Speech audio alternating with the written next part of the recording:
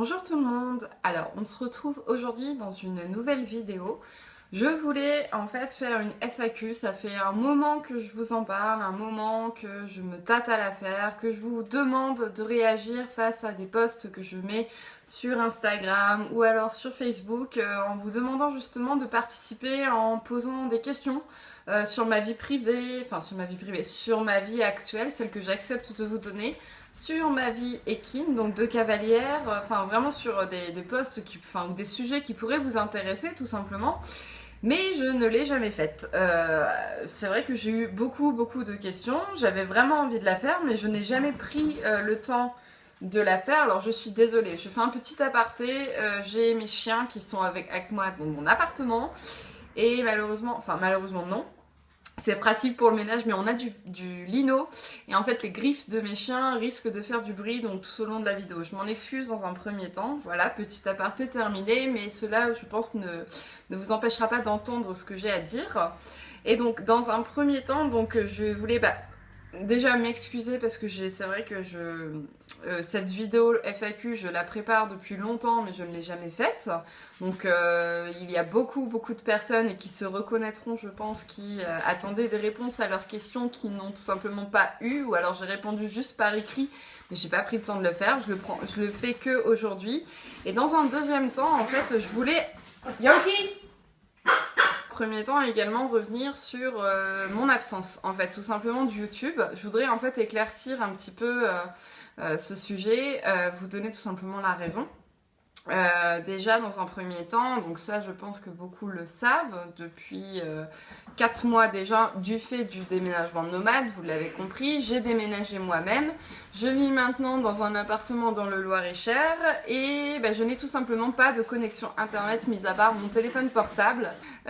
Et donc pour en revenir, donc je n'ai pas d'ordinateur, donc c'est vrai qu'il m'est assez difficile en fait de vous faire, de tout simplement de rédiger mon histoire rien que sur ma page, de monter des vidéos, d'être aussi active que j'aimerais l'être et tout, rien que même également la qualité de mes photos ou de mes posts ne sont pas à la hauteur de mes attentes et des vôtres, je pense, étant donné que je n'ai pas d'ordinateur et que je suis limitée avec mon téléphone portable, bien que j'ai enfin récupéré un appareil photo. Mais n'ayant pas d'ordinateur, j'ai du mal à transmettre les photos. Alors j'en ai plein, mais elles sont toujours en attente. Donc à l'heure actuelle, voilà l'état en fait de tout ceci, de tous ces événements récents. L'explication, j'ai envie de reprendre la page, j'ai envie de reprendre mon compte YouTube, j'ai envie de refaire des vidéos. C'est pas les idées qui manquent et pourtant c'est l'inspiration, je pense, plus, parce que j'ai envie de repartir sur de bonnes choses, mais je suis limitée en fait en matériel tout simplement et je ne sais pas comment rebondir, comment repartir. Donc je vais essayer de le faire. Je ne vous promets pas une qualité des plus agréables dans les prochaines vidéos à venir, mais je vais essayer de m'y tenir, je vous le promets. J'ai donc relevé les questions qui me semblent les plus pertinentes parmi toutes celles que vous m'avez posées, selon là où vous avez posté. Donc j'avais lancé la FAQ sur Instagram ainsi que sur mon compte Facebook.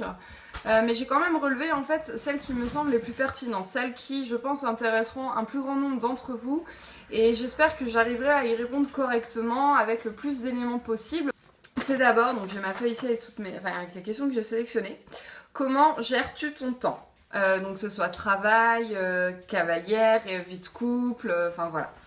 Effectivement, depuis 4 mois, depuis que j'ai déménagé et que je me suis installée avec mon copain, donc Jean, pour ceux qui le connaissent, ma vie a pris un nouveau tournant. Il est vrai que, je l'avoue, j'ai beaucoup moins de temps qu'avant pour passer du temps avec mon cheval. Bon, mes ambitions ayant changé, ne voulant plus autant pratiquer la compétition, autant être vraiment à cheval, c'est le cas de le dire, sur les principes de l'équitation comme on l'entend, c'est-à-dire avec le fait de monter régulièrement, le fait d'avoir un projet d'évolution avec son cheval dans le travail, avoir des pistes sur l'obstacle, sur le plat, tout ça. En fait, c'est pas que je les ai perdus, c'est que j'ai tout simplement en fait décidé de foutre la paix à Nomade, mais également à moi-même. Nomade étant un cheval particulièrement...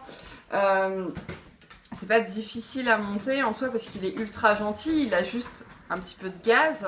Depuis que je l'ai, ça fait 3 ans que je l'ai, on a quand même pas mal avancé, hein, ça je ne dis pas le contraire. Je connais des choses, je connais, comme on dit, les boutons pour lui demander certaines choses, mais je n'arrive pas. Et ça, je pense que je suis passée par plein de coachs différents, j'ai fait des techniques vraiment différentes. Je dirais pas que j'ai tout essayé, c'est pas vrai parce que on ne peut pas, on n'est jamais vraiment, on peut pas être satisfait vraiment. Il n'y a jamais de toute façon de perfection. Il faut toujours aller plus loin. Donc je peux pas dire que j'ai tout essayé parce que je suis sûre qu'il y a plein de choses que je ne sais pas encore, mais j'ai vraiment la sensation à l'heure actuelle des choses que je ne pourrai jamais faire de Nomade un cheval maître d'école, un cheval plutôt.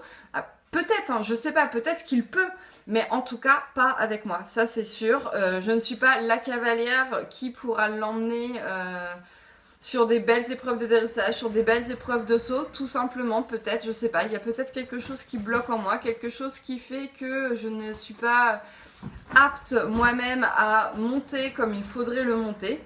Mais je l'accepte, je pense qu'il ne m'en veut pas, je pense que de toute façon si je ne l'emmène pas sur des épreuves tous les week-ends, il va pas m'en vouloir. Le dressage de toute façon il est clair et net, ça je l'ai bien compris en 3 ans qu'il n'aime pas ça. Rien qu'à son comportement, à le voir, à l'observer ou à le ressentir, à savoir ce qu'il préfère et ce qu'il n'aime pas. Et je sais que le dressage c'est clairement pas son truc. C'est comme ça. Peut-être qu'il sait faire, peut-être qu'il y arriverait, mais il n'aime pas. Enfin, je pense. Et du coup, je n'ai plus envie de me batailler avec ça. Du coup, pour en revenir au fait qu'en ce moment, au niveau de ma vie privée, je n'ai plus autant de temps à accorder à mon cheval. C'est pas grave parce qu'en soi, je peux aller le voir tous les jours si je veux. Je peux rien que lui apporter de l'affection. Je peux m'en occuper. Je ne dis pas que je reprendrai pas un petit peu le travail un peu plus poussé, mais pour l'instant, ce n'est pas le cas. Et Nomade a déjà 15 ans, ce qui en soi n'est pas si vieux, mais c'est moins grave, je pense, et c'est pas le gâcher entre guillemets parce qu'il n'est pas non plus très jeune et qu'il a déjà beaucoup donné et enfin pour moi c'est plus très grave si à 15 ans mon cheval ne travaille plus assez assidûment et on part plus sur un aspect plutôt loisir.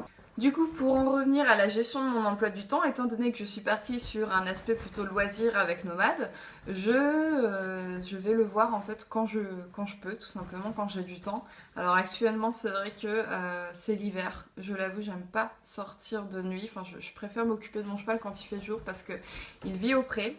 J'ai pas forcément d'électricité dans les prés. Je n'ai que les phares de ma voiture pour m'éclairer. Alors, d'une part, je trouve ça dangereux parce que je vois pas... Même si on arrive un petit peu à distinguer déjà rien que les clôtures électriques, je suis pas sûre de bien les voir quand je veux les saisir ou quoi. Et c'est vrai que je trouve, enfin, ayant la phobie en fait des clôtures, j'ai du mal à prendre les poignées de jour. Alors de nuit, je vous explique pas.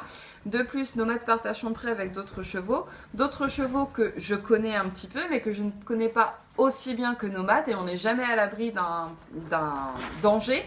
Et c'est vrai que de nuit, j'aime pas trop me rendre dans le pré du cheval parce que moi je le vois mal, mais eux peuvent aussi très bien ne pas nous voir, on peut les surprendre et ça peut être dangereux. Il y a cet aspect-là et il y a aussi le fait que je sais pas, c'est sûrement la saison qui fait ça, mais l'hiver, c'est vrai que j'aime pas sortir de nuit. Et avec mon travail, j'ai des horaires qui font que en fait, ils sont souvent assez dispatchés. En fait, mes horaires de travail ne sont pas les mêmes d'une semaine à l'autre et des fois, même rien que dans la semaine, ils ne sont pas les mêmes. Je peux être très bien du matin comme je peux être du soir. Je peux être aussi en plein milieu de la journée.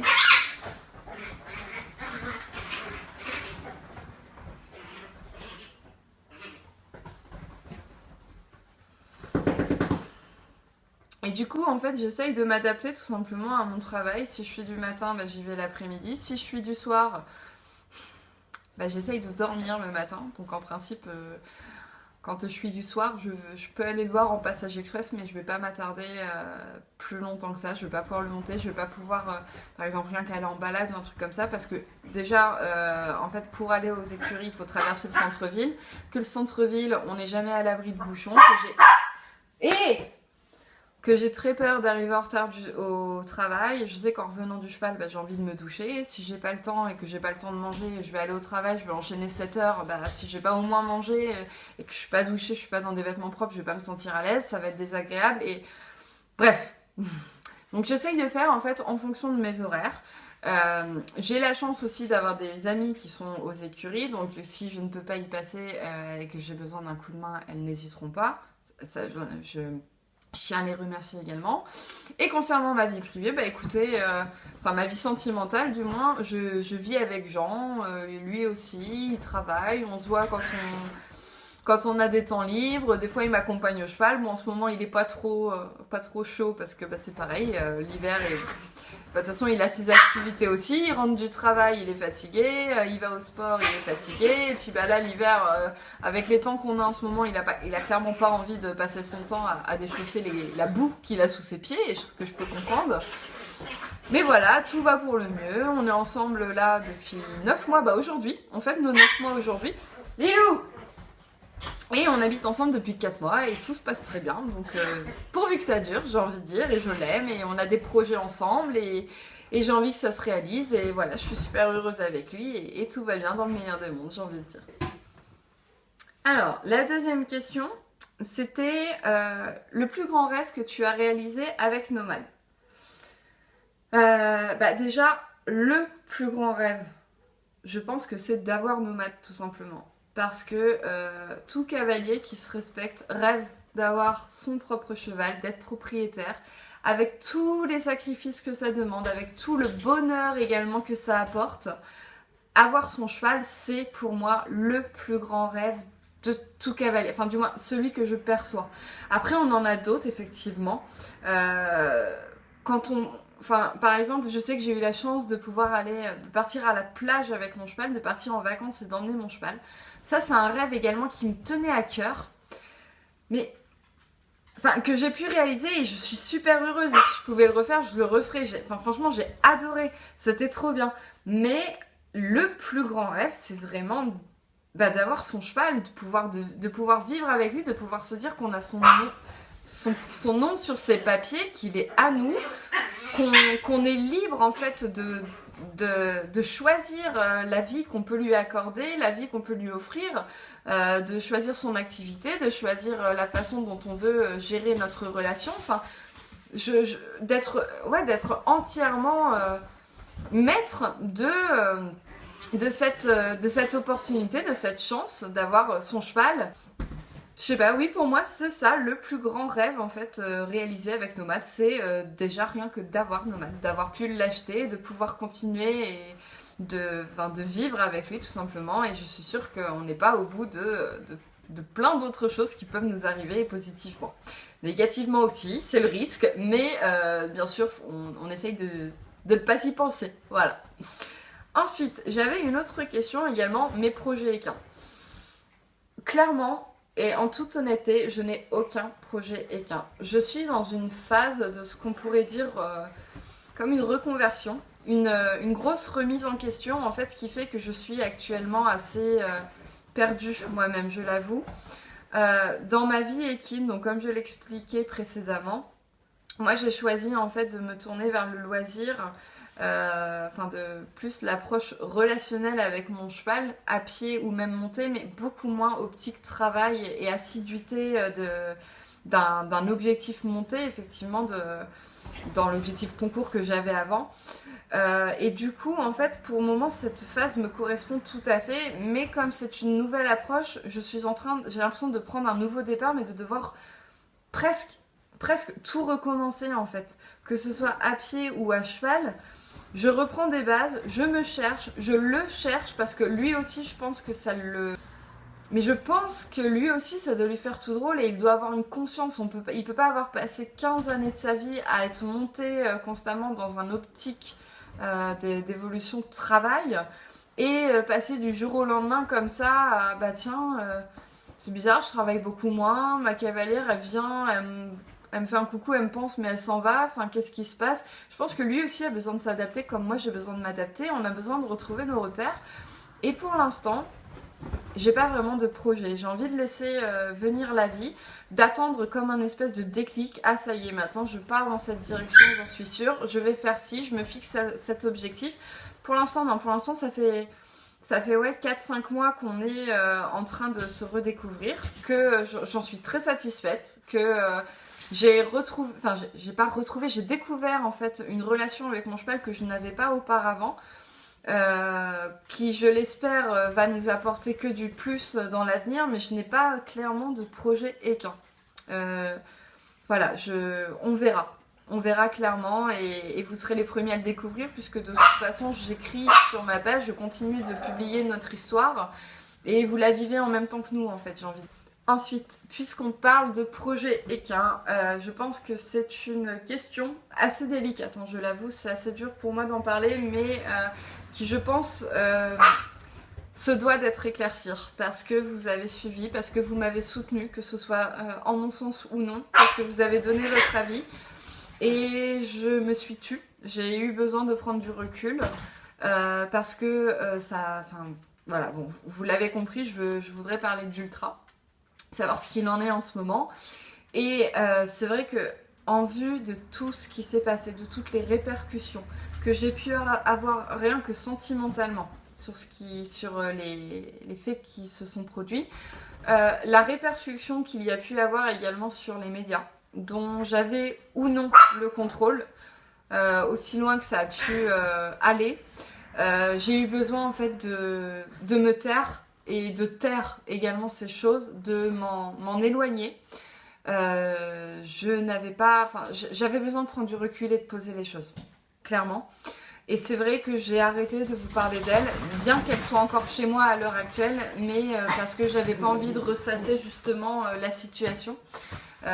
Parce que j'avais besoin de faire un vide tout simplement, de pas de réfléchir, je sais pas, de prendre du recul et de repartir solidement et surtout de raisonner et de partir vraiment sur quelque chose de lucide en fait.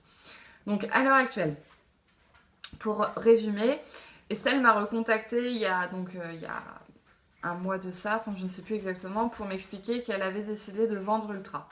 Chose que je respecte, que je vous demanderai de respecter également.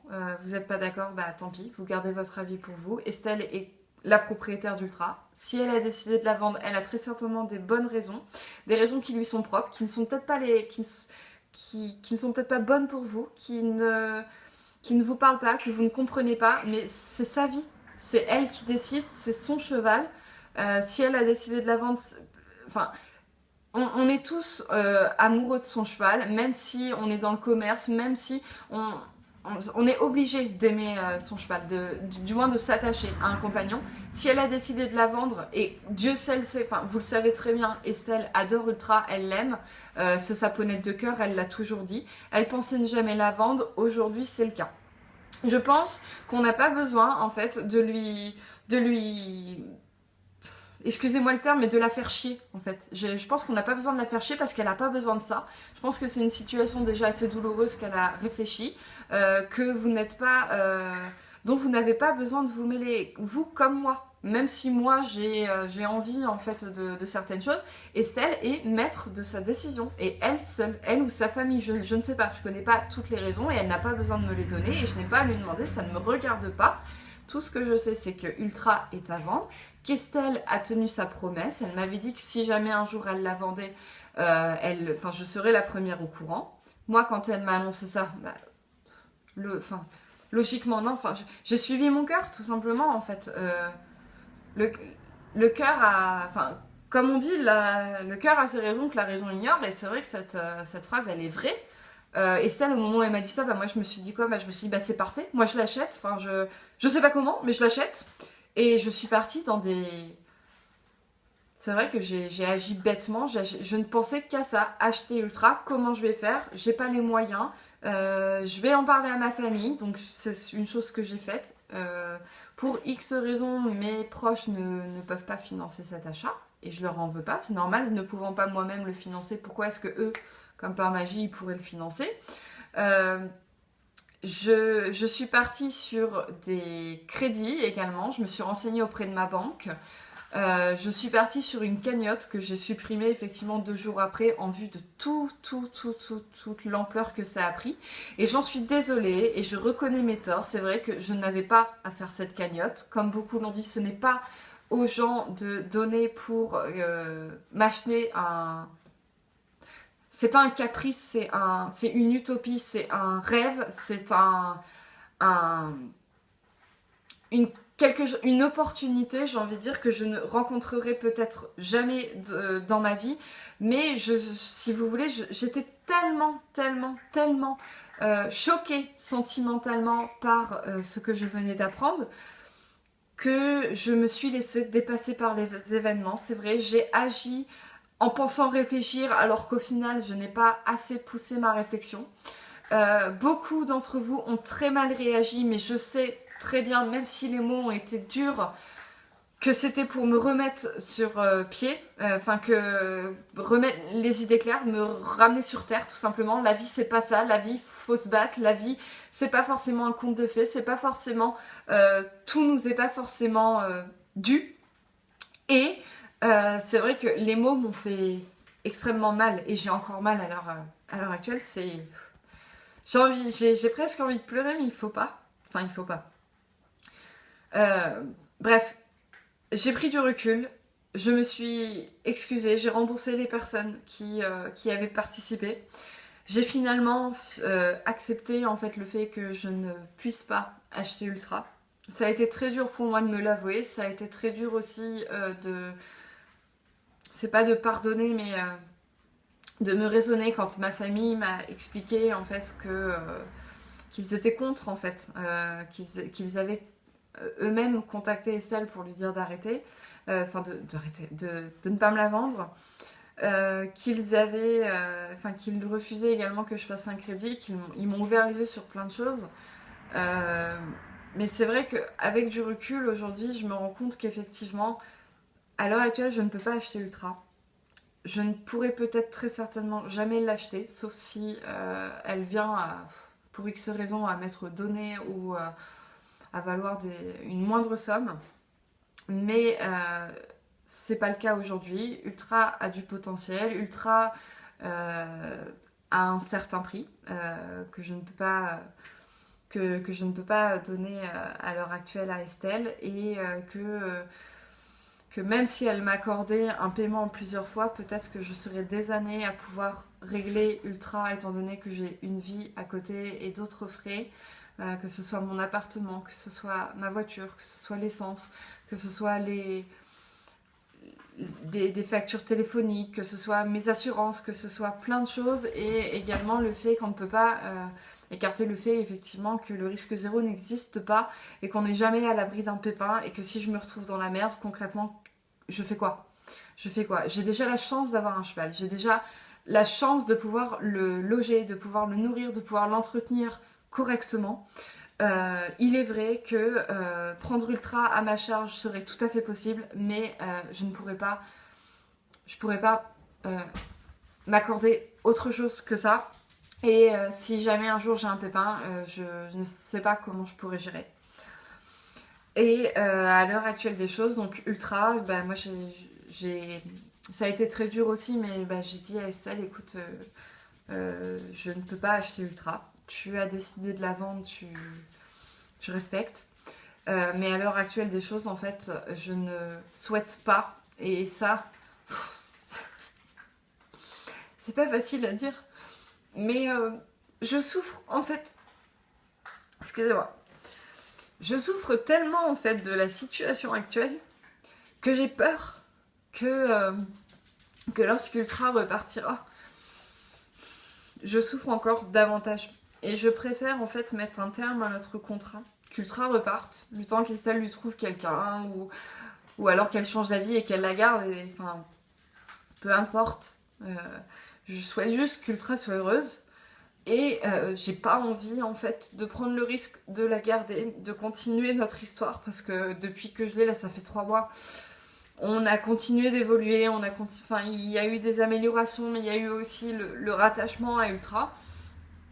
Et en vue en fait de ma sensibilité et des de la douleur actuelle que je ressens, j'ai pas envie de l'accentuer et je préfère la laisser repartir.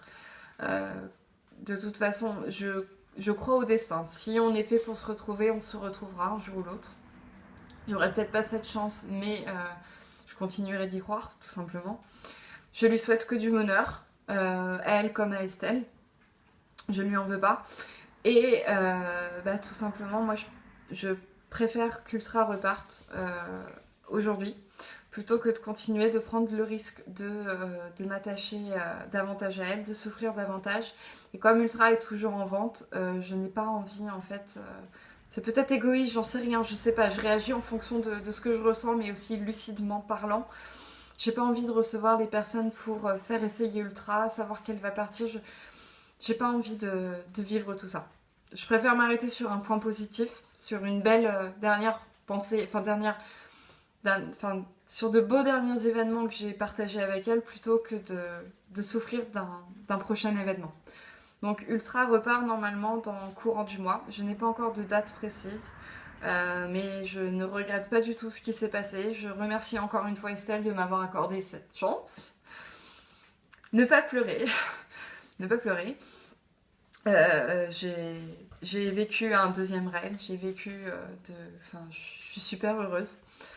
Je regrette pas du tout. Une nouvelle page s'est écrite, peut-être une nouvelle page s'écrira plus tard. Moi, à l'heure actuelle, j'ai Nomade, je vais profiter de lui, je vais m'ouvrir uniquement à lui et je pense qu'il le mérite amplement, lui aussi. Et je ne souhaite encore une fois qu'une chose, c'est qu'Ultra soit super heureuse et que je garde de très bons souvenirs d'elle et qu'elle puisse s'épanouir dans sa vie, que ce soit avec Estelle ou avec quelqu'un d'autre, mais qu'elle soit heureuse, tout simplement. Et enfin, j'ai une dernière question qu'on m'a posée et que je trouvais super intéressante. On m'a demandé quel était mon intérêt de raconter ma vie sur Facebook. Et c'est une question que j'aurais envie en fait d'ouvrir, tout simplement, de vous ouvrir à vous aussi. Parce que je pense qu'elle mérite réflexion, cette question. Parce que je pense que chacun en fait a ses raisons. Et moi, je sais que ça a commencé, en fait, j'étais toute petite, je sais pas, je devais avoir 12 ans à l'époque, et j'ai commencé par les skyblogs. Alors, je partageais, mais vraiment tout et n'importe quoi, c'était vraiment une image qui me plaisait sur Google, une image que je trouvais sur Internet, hop, je la mettais sur mon blog.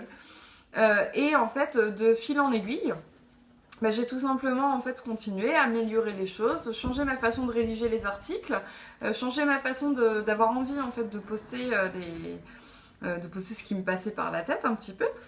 Et de fil en aiguille, donc on en est arrivé à mes pages équines, avec toujours une touche... je sais pas, je me suis intéressée au graphisme pendant un moment, et c'est vrai que du coup j'avais envie d'apporter en plus une sorte de journal intime, une sorte également de communication visuelle, dans le sens apporter quelque chose d'artistique un petit peu à mes pages et à mes skyblogs. Donc j'ai commencé aussi avec Rêve Compulsif, skyblog.com, donc pour ceux qui veulent aller y faire un tour, vous verrez de quoi je veux parler. Et en fait, je ne saurais pas exactement vous dire pourquoi est-ce que j'ai commencé et pourquoi j'ai continué. Je pense qu'on a tous en fait un pas avec la société actuelle, un pas dans le réseau internet tout simplement. Je pense qu'on a tous au moins, je sais pas, un Facebook, un MSN, si ça existe encore, un Snapchat, Instagram, Twitter, une part dans les réseaux sociaux, alors que ce soit juste un compte pour suivre nos amis ou notre famille, ou plus impliqué ou non, enfin ça dépend des personnes, il y en a plus que d'autres. Je sais que moi je fais partie de ceux qui, c'est vrai, publient beaucoup, beaucoup, beaucoup, et peut-être trop, je le reconnais. Mais ça fait partie de moi. Je sais que même si je fais une pause, j'y reviens toujours. Je sais pas, est-ce que j'ai besoin d'une reconnaissance médiatique? Est-ce que j'ai besoin je sais pas. Je saurais pas vous dire. J'ai besoin de cet échange avec des personnes inconnues, J'ai toujours fait ça en fait depuis quelques années et ça me suit et je n'arrive pas à m'en passer. Et pourtant, je vous jure, hein, quand il y a des fois, j'aimerais bien me dire, fais-toi une cure, j'en sais rien, mais va-t'en, arrête tout, profite de ta vie, mais je sais pas, comme si on revenait dans le temps et on n'avait pas tout internet, on n'avait pas notre portable. Des fois, j'ai envie de me faire un break, Mais on est toujours ramené, de toute façon, quoi qu'il en soit, on est toujours ramené à l'informatique, à ramener à la technologie, en fait, tout simplement. Et c'est vrai que moi, j'ai ce besoin, effectivement, d'exposer notre aventure équestre. Besoin de raconter un petit peu ce qui se passe. Alors, je sais que plus le temps passe, moins j'ai envie, en fait, d'entrer dans les détails comme j'ai pu le faire... comme j'ai pu le faire avant, parce que je sais que ça a des répercussions des fois qui font que les gens n'ont pas forcément besoin de tout savoir en fait. Même si des fois j'aimerais bien mais vraiment tout vous dire, mais non, ça ne regarde pas les gens et j'ai choisi en fait de partager certaines choses, mais il faut vraiment que je me force vraiment à reprendre un petit peu le contrôle des choses, et je pense que ce n'est pas en tout, la vie n'est pas rose, hein. Ça je suis pas en train de vous dire l'inverse, et je continuerai de vous dire le bon comme le mauvais. Je vais pas partir dans un excès de vie en rose et de vous dire tout ce qui va dans ma vie. Je continuerai de vous dire également ce qui ne va pas, parce que ça fait partie de moi, et je considère que c'est normal d'être franc en fait avec les gens, et de leur raconter également ce qui peut ne pas aller. Mais par contre, il est vrai que des fois je pars dans des détails que je n'aurais pas spécifiquement d'intérêt en fait à raconter, je sais pas. Et ça me joue défaut, tout simplement, parfois. Après, c'est vrai que je sais pas pourquoi je continue. J'aimerais bien savoir également pourquoi est-ce que pourquoi est-ce que les personnes qui le font ont décidé de le faire. Pourquoi est-ce qu'on retrouve aujourd'hui des comptes sur même des chiens ou des poissons, je sais pas. Il y a des gens aussi qui vont faire une page rien que pour partager leur sport, tout simplement, des photos, des trucs comme ça. Pourquoi? Quel est l'intérêt de mettre ça sur les réseaux? Quel est l'intérêt de montrer ça au monde, alors que le monde en soi est censé n'a rien à faire en fait de notre vie. On vit pour nous, on vit pas pour les autres normalement. Mais pourquoi dans ces cas-là est-ce qu'on continue? Pourquoi est-ce que j'en sais rien. Mais en tout cas, c'est une question qui mérite d'être posée, qui mérite d'avoir une réflexion. Une question. Ensuite, du coup, la vidéo est terminée. J'espère que j'ai répondu à toutes vos questions, du moins les plus pertinentes, celles dans ce moment. Pour ceux qui n'ont pas encore posé leurs questions, rassurez-vous, il y aura d'autres FAQ. Je ne sais pas encore quand, mais il y en aura d'autres. Et j'aimerais également vous remercier tous autant que vous êtes, parce que si je continue en fait d'avoir un pas dans le monde justement des réseaux, c'est grâce à vous, parce que je n'aurais pas d'internautes, il me suffirait tout simplement de tenir un journal intime à la limite. Et en fait tout ça c'est grâce à vous, c'est grâce au nombre d'abonnés sur ma chaîne qui continue d'accroître, le nombre d'abonnés également que j'ai sur ma page Facebook. Et ça je vous en remercie, parce que on a dépassé les 21 000 et je trouve ça juste dingue. Pourquoi est-ce que 21 000 personnes s'intéressent à ce que je raconte sur Facebook, sur ma vie de cavalière lambda? Je veux dire, je fais pas des choses extraordinaires. Et pourtant, j'ai 21 000 personnes qui me suivent et j'en suis extrêmement touchée. J'adore ça, j'adore partager tous ces moments de joie, mais aussi de peine avec vous, échanger, communiquer. J'adore ça, et tout ça, c'est encore une fois grâce à vous. Donc je vous dis un gros merci. Et puis écoutez, je vous dis à bientôt dans une prochaine vidéo, ou alors sur ma page, ou où vous voulez. Voilà, merci.